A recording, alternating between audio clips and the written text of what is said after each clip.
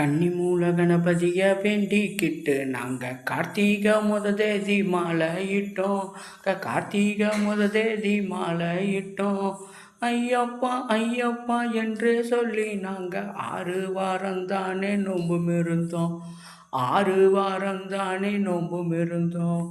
குருசாமி துணை கொண்டு அவர் பாதம் நம்பிக்கிட்டு இருமுடிய சுமந்துக்கிட்டு வந்தோம் ஐயா. இருமுடிய சுமந்துக்கிட்டு வந்தோம் ஐயா.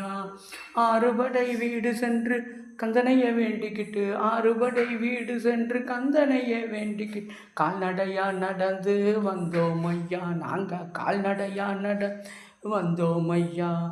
குருவாயூர் முதல் கன்னியாகுமரி வர தரிசனமே செய்துக்கிட்டு வந்தோம் ஐயா.